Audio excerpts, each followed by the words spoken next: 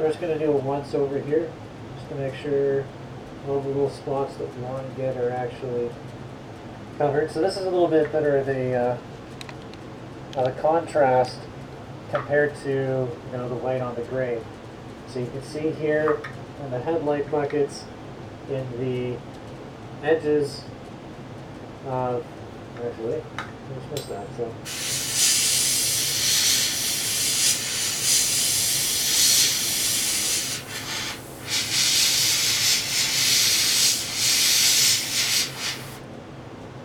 that's why you double check.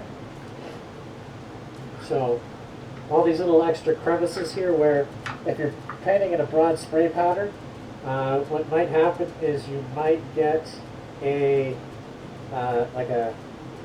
it's almost like graining, so the paint will actually kind of turbulate inside of that crevice, and it'll deposit the particles that are already dried on the paint, so it doesn't actually create a nice uniform surface, which can cause problems with fitting later.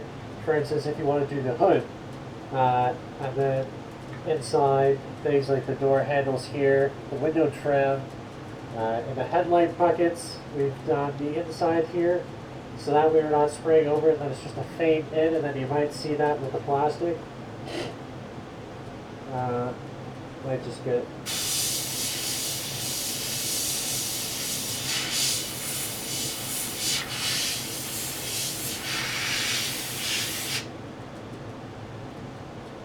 and then around the edges of the body line and inside of the wheel wells, we just want to make sure that those are covered as well, and on the inside of the lips here. So I think it could be covered up a little bit.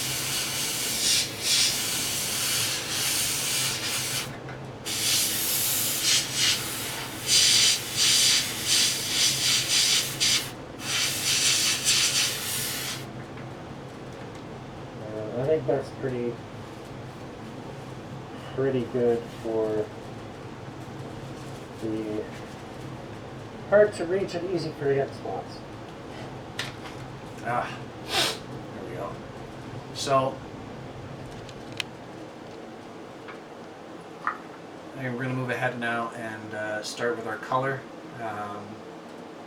Again, this is kind of what I like my preference anyways is for lacquer based paints. Number one, because they dry so fast. Like, I can move this, I can touch this, and I've only just sprayed a coat onto it. Now holding onto it, pressing it, you're going to get fingerprints and oils transferred and whatnot. But this is my preference anyways for lacquers, because they're just so easy to kind of put color on, wait 10-15 minutes for the paint to kind of degas and evaporate and the color to settle in, and then move over to the next coat. That might not be your preference. You might not have the ability to have a fan or a specific room, so you might be stuck with spraying outside with cans, or you might be stuck with acrylic, non-toxic acrylics like Vallejo's. So just account for that. Make sure you have the time to do it, so that you're putting the right layers down and you're giving it proper time to dry. So with the acrylics, you might want to give yourself a little bit longer to allow for that paint to actually cure fully before you put another coat on, so you're not moving wet paint around on the surface, and you're allowing the previous layer to actually cure and adhere to the paint. So yeah, we'll go ahead and move on with the entire body. We'll mix up color, we'll spray it, we'll come back when we're finishing that up. Okay, so I thought I'd bring you guys back quickly just to show you kind of, this is one coat, 50-50 overlay of paint on the body, just to kind of give you guys an idea of building up even thin layers of paint just to get a nice even coat and even coverage down on the body. So that's just kind of, I like to work in thin layers, not to pull out a whole bunch of paint down right away, just to build it up and bring it up to that base color. So this is just to give you guys an idea of what I do.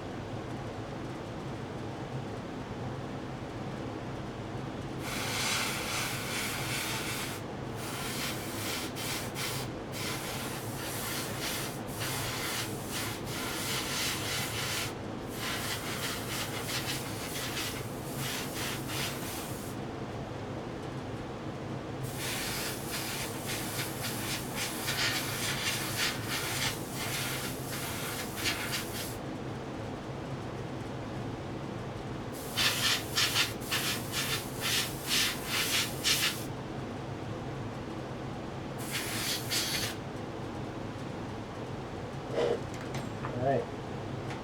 So there we go. So, there's some paint fumes still in here. So this is now after 4 light coats, and then I take roughly half the same. So I was doing 1 mil of the red, 1 mil of the lacquer thinner, so I was doing a 50-50 ratio with that. And then what I do, once I've got most of my base layers down, is I'll go ahead and use some Mr. Leveling Thinner. This is just a big bottle here. And then what I'll do is I'll take that 50-50 mixture of lacquer thinner and the color, and I'll add another 1 part of Mr. Leveling Thinner to finish off the last few coats. So this in total is actually about 7 coats of paint applied very, very lightly and very thin. As you can see, the emblem on the front and on the back are still well intact, in place, and quite crisp and sharp. And that's just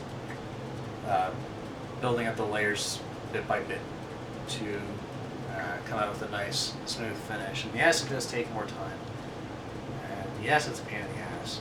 But I think that it allows you to use less paint in the end, as well as come out with a better finish. Now it does come out, it is a little bit glossy because that's the leveling thinner doing its job and leveling all the paint out, as well as the X7. So the X paints from Tamiya are normally a gloss color, or a gloss version.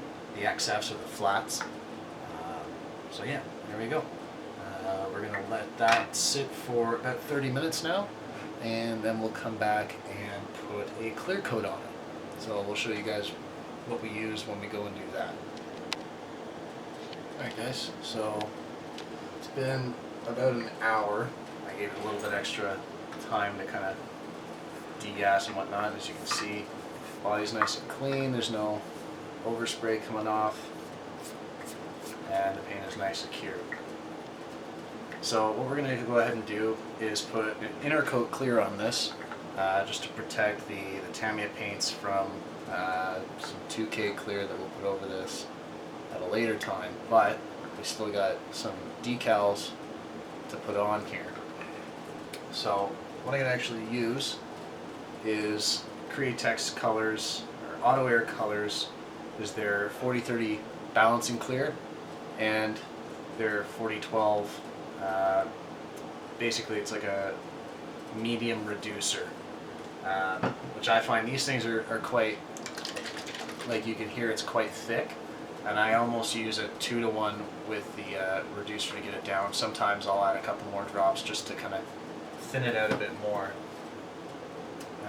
So we'll go ahead and do that. I've got a nice clean glass jar to use, and as always,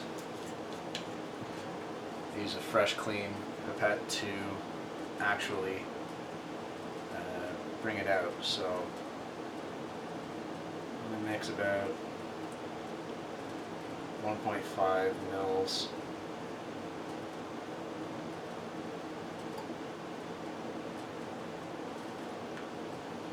for this.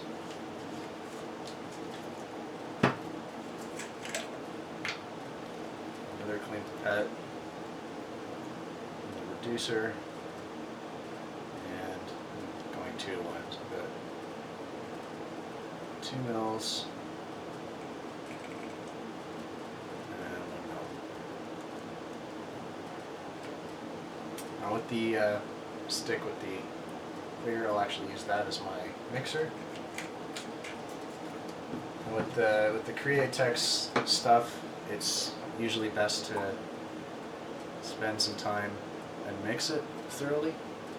So what I'm doing here is I'm drawing it up from the bottom, and I'm going to the top of the container to release it.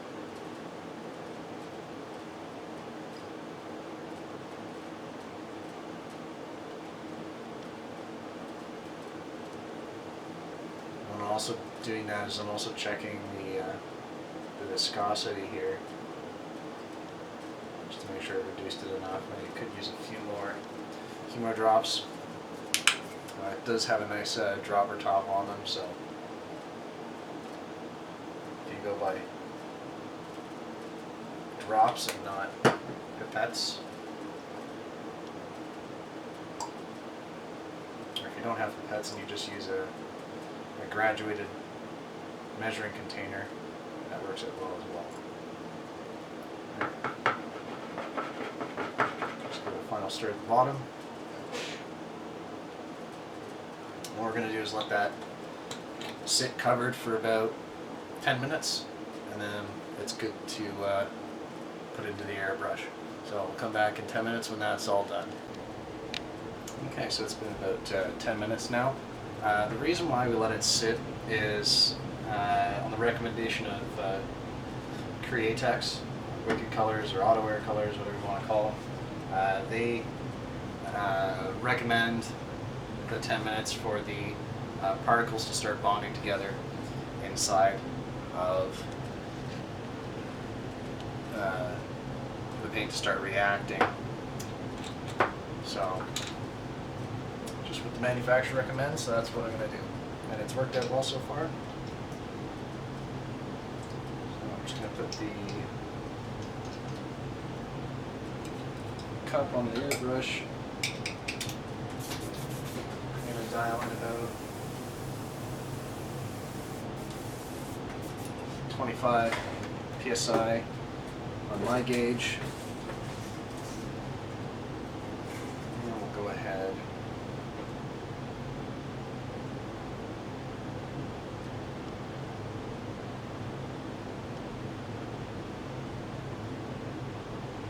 And clear it. Clear that back up so we don't get debris in it.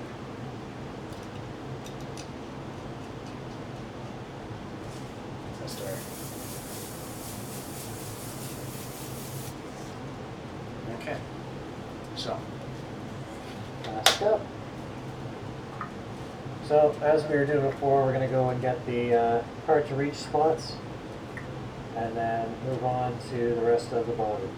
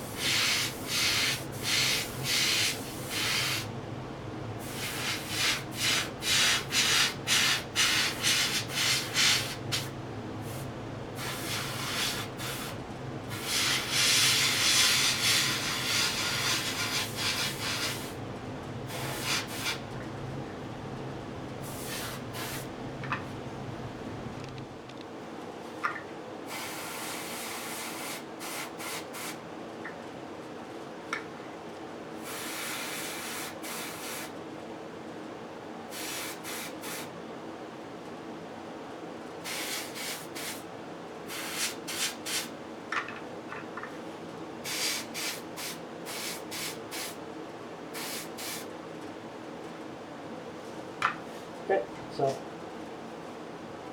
got our clear down and our hard reach spots. We're going to give this about 10 minutes to sort of flash off so we're not pushing more paint on top of that in those really finicky areas.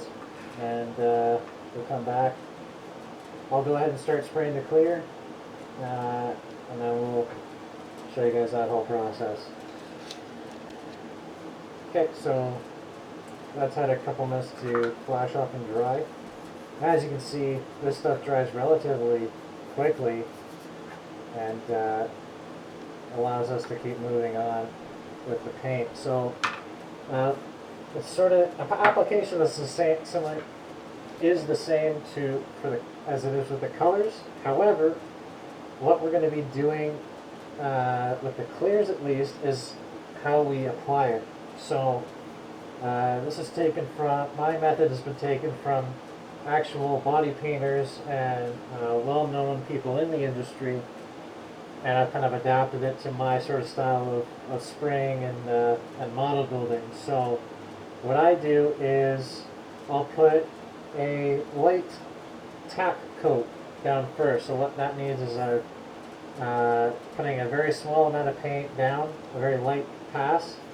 So it's a little bit of paint and really quick over the body. Just go ahead and do a quick sort of pass to show you.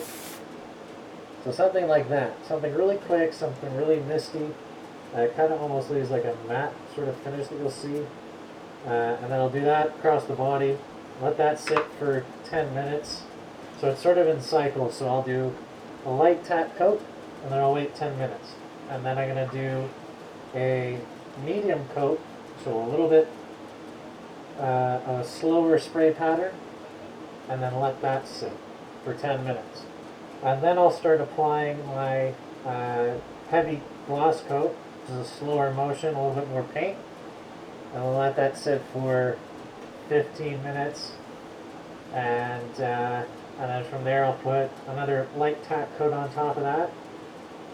Wait 10 minutes, and then put the clear coat on. So depending on how many layers I'm doing, I'll keep doing that cycle of a light tack coat and then a heavy gloss coat. And then at the end, what I'll do is I'll over reduce a little bit of the paint or the clear, and I'll do a nice heavy finishing coat on top of that. So we'll go ahead and start spraying this.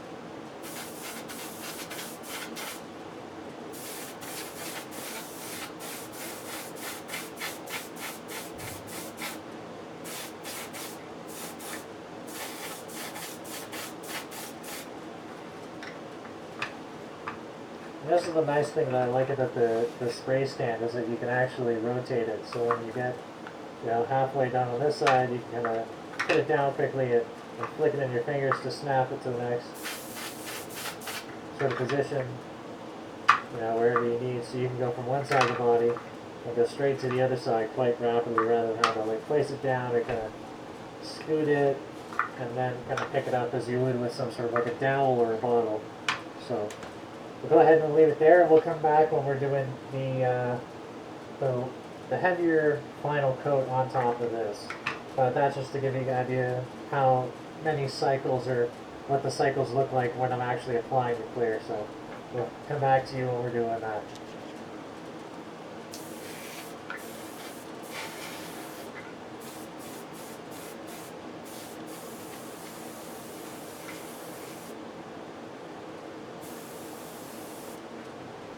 Alright, there we go.